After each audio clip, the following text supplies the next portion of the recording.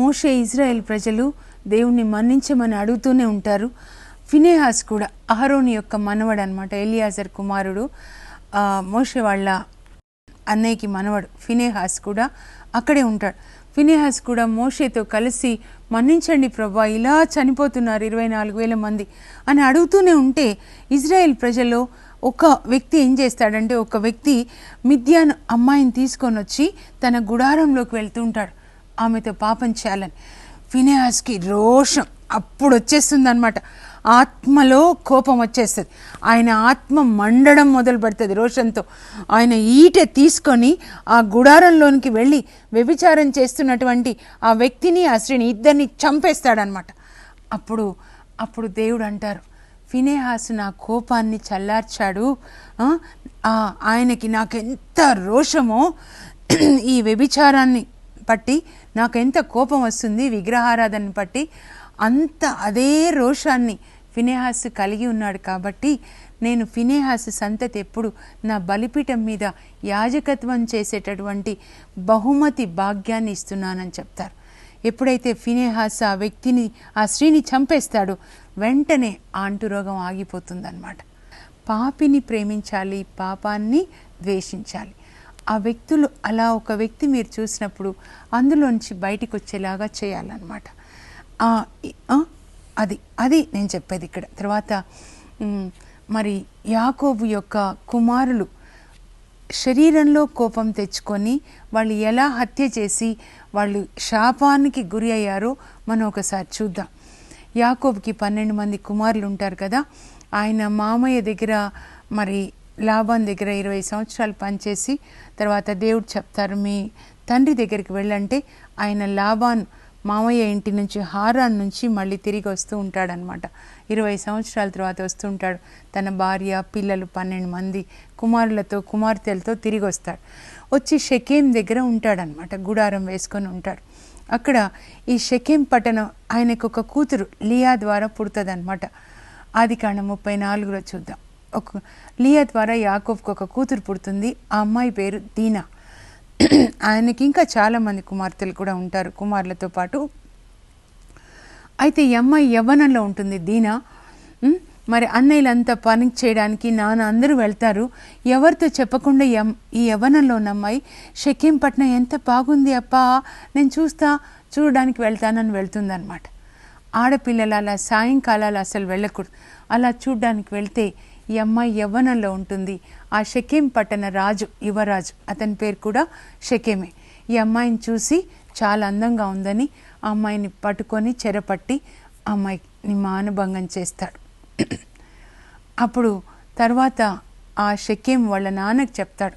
షెకేం రాజు హామోర్కి, నాన్న నేను తొందరపడి పొరపాటు చేశాను నాన్న, వెళ్ళి ఈ దీన వాళ్ళ నాన్నని మన్నించమని అడిగి ఈ అమ్మాయి నాకు ఇచ్చి పెళ్లి చేయమని అడగవా నాన్న అంటే వాళ్ళ నాన్న సరే అంటాడు. ఇలా చేయకూడదు కదా, తప్పు అని చెప్పి సరే మనం వెళ్ళి క్షమాపణ అడిగి అమ్మాయిని నీకు ఇచ్చి పెళ్లి చేయమని అడుగుదాం, ఈ విధంగా నీ పాపానికి పరిహారం జరిగినట్లుంటుందని మంచి మనసుతో షెకేము వాళ్ళ నాన్న హామోరు ఇద్దరు వచ్చి యాకోబుని అడుగుతారు, అయ్యా పొరపాటు జరిగిపోయింది, మన్నించండి, మీ అమ్మాయిని మాకిచ్చి మా అబ్బాయికి ఇచ్చి పెళ్లి చేయండి అని అడుగుతాడు రాజు.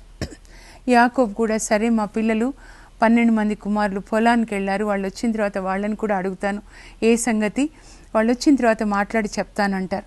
అప్పుడు కుమారులు పొలం నుంచి వచ్చినప్పుడు యాకోబు చెప్తాడు, ఇలా జరిగింది మరి చెల్లెలకి, మరి ఏం చేద్దామంటే ఆ సున్నతి సంస్కారం లేని వాళ్ళకి మా చెల్లెల్ని మేము ఇవ్వం అంటే మరి ఎలా. అప్పుడు ఆ హామోరు రాజు ఉంటాడు, షెకేం రాజు కుమారుడు కూడా ఉంటాడు. వాళ్ళకి కోపం వస్తుంది, మా చెల్లెల్ని తాకుతాడా వీడు అని కోపం వచ్చేసి వాళ్ళు లోపల ప్లాన్ చేసుకొని రెండో కొడుకు మూడో కొడుకు షిమియోను అలాగే లేవి అన్నమాట ప్లాన్ చేసుకొని మీరు సున్నతి చేసుకుంటేనే మా అమ్మాయిని ఇస్తాం, మీరిద్దరే కాదు మొత్తం షెకేం పట్టణంలో ఉన్న ప్రతి పురుషుడు సున్నతి చేసుకోవాలి, అప్పుడే మా అమ్మాయిని మీ అబ్బాయికి ఇస్తామని చెప్తే పాపం అలాగే అని సెలవు తీసుకొని వెళ్ళిపోతాడు హామోర్ రాజు కొడుకు కూడా. అక్కడ షెకేం పట్టణంలో అందరికీ కూడా సున్నతి చేపిస్తాడు. సున్నతి అయినప్పుడు చాలా బాధ ఉంటుంది. ఆ సున్నతి బాధలో వీళ్ళు బాధపడుతూ ఉంటే ఈ యాకోబు రెండో కొడుకు మూడో కొడుకు షిమియోను లేవి వెళ్ళి కత్తులు తీసుకొని ప్లాన్ చేసుకొని గుట్టు చప్పుడు కాకుండా ఇద్దరు వెళ్ళి ఆ పట్టణంలో ఉన్న పురుషులందరినీ చంపేస్తారు. చంపేసి తిరిగి వస్తే వాళ్ళ నాన్న, ఏంటిరా ఇంట్లో పని చేశారేంట్రా, నాకెందుకురా ఇంత ఊరి తీసుకొని వచ్చారు, వాళ్ళంత బలగం వాళ్ళు నా మీద దాడి చేస్తే నేనేం చేయాలిరా, ఇట్లా చేయొచ్చా ఇంత తొందరపడి అని యాకోబు కొడుకులని మందలిస్తాడు. అలాగే అలా చేయొచ్చా అని మందలిస్తాడు. వాడు మా చెల్లెలు సంతసాన్ని అనుకున్నాడు కాబోలు, ఎందుకు ముట్టుకోవాలి మా చెల్లెల్ని అంటారనమాట. అప్పుడు యాకోబు కొడుకులని మందలిస్తారు.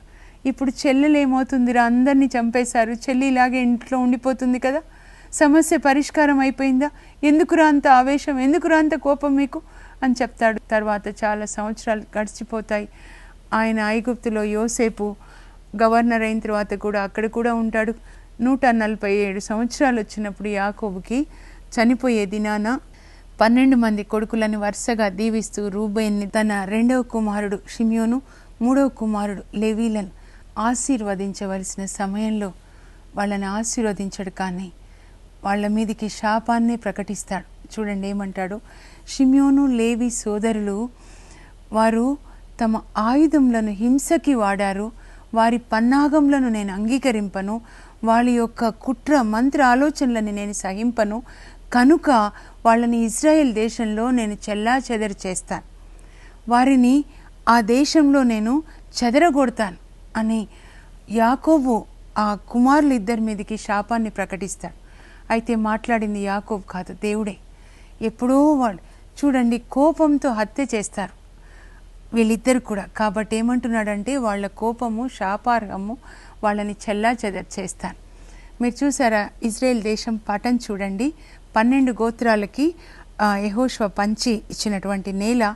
అందులో మీకు లేవి కనబడడు, అలాగే మరి షిమ్యోన్ కూడా కనపడడు. షిమ్యోన్కి ఇచ్చినటువంటి స్థలము యూదా దేశంలోనే ఉంటుంది, కానీ దేవుడు వాళ్ళని చెల్లాచెదరు చేస్తాడు షిమ్యోన్ యొక్క గోత్రాన్ని. అందుకే ఒక చోట వాళ్ళు ఉండరు అన్నమాట. కొంతమంది చూడండి, అబ్రహాంకి పుట్టిన పిల్లలందరూ ఇప్పటికి 4000 సంవత్సరాలు అయినా కూడా వాళ్ళందరూ ఒక్క దేశం అయిపోయారు. ఒక్క తండ్రికి పుట్టిన వాళ్ళు ఒకే చోట ఒక దేశంగా ఉన్నారంటే అది దేవుని యొక్క ఆశీర్వాదం అన్నమాట. చెల్లాచెదరు చేయడం అంటే అది దేవుని యొక్క శాపం. యేసు ప్రభుని సిలువ వేసినప్పుడు ఆ తర్వాత ఇజ్రాయేల్ ప్రజలు అప్పుడు అంటారు, పిలాతు అంటాడు, నీతిమంతుని రక్త విషయంలో నేను నిరపరాధిని అన్నప్పుడు ఆ యూదులు ఏమంటారంటే, ఆయన రక్తము మా మీద మా పిల్లల మీద ఉండును గాక. తర్వాత క్రీస్తు శకం 30లో ఆయనను సిలువ వేస్తారు అన్యాయంగా. అయితే 70లో వాళ్ళు చెల్లాచెదరు చేయబడతారనమాట. ఇక్కడ షిమ్యోను గోత్రం వాళ్ళు కూడా చెల్లాచెదరు చేయబడి వాళ్ళు ఒక చోట ఉండరు. అయితే లేవి గోత్రం వాళ్ళు చెల్లాచెదరు చేయబడినా కూడా దేవుడు ఆ శాపాన్ని మళ్ళీ దీవెనగా మార్చి వాళ్ళు యాజకత్వం చేయడానికి, దేవాలయంలో పరిచర్య చేయడానికి వాళ్ళకి కృప ఇస్తాడనమాట. కనుక మనము కూడా ఈ కోపాన్ని విడిచిపెడదాం. ఎలా విడిచిపెట్టాలి కోపాన్ని? కొంతమంది చెప్తారు 10 లెక్క పెట్టుకోండి కోపం పోతుంది, లేకపోతే ఇంకో చోటకి వెళ్ళండి. ఈ స్థలంలో నుంచి ఇప్పుడు భార్యాభర్తల మధ్యలో ఒక కోపం వచ్చి ఆర్గ్యుమెంట్ వాదన జరుగుతుంటే భార్య వెళ్ళిపోవాలి, నేను చెప్తాను అలా వెళ్ళిపోండి. నేను కూడా కొంతమంది అంటారు అంచుకోవాలి. అప్పుడు ప్రభు చెప్పారు అంచుకుంటే లోపల ఉండిపోతుంది కాబట్టి ఇంకొకసారి బయటకు వస్తుంది, మరేం చేయాలి? అప్పుడు పరిశుద్ధాత్మదేవుడు చెప్పారు దాన్ని తీసేయమని యేసు ప్రభుని పరిశుద్ధాత్మదేవుడిని అడగాలి. యేసయ్యా నాలోంచి కోపం తీసేయి, కోపం లోపల ఉంటే ఎప్పుడో ఒకసారి వస్తుంది కాబట్టి లోపల వద్దు నాకు అని తీసేయి ప్రభు అని నేను ఎప్పుడు ప్రార్థిస్తాను. మనం కూడా ప్రార్థన చేసుకుందాం. పరలోకపు మా తండ్రి, ఈ 40 దినాలు మీ సన్నిధిలో నాయన మేము కోజాడుతూ ఉన్నాం ప్రభు. మా నుంచి నాయన మీకు అప్రియమైనవన్నీ కూడా మీకు ఇష్టం లేని తొలగించండి ప్రభు.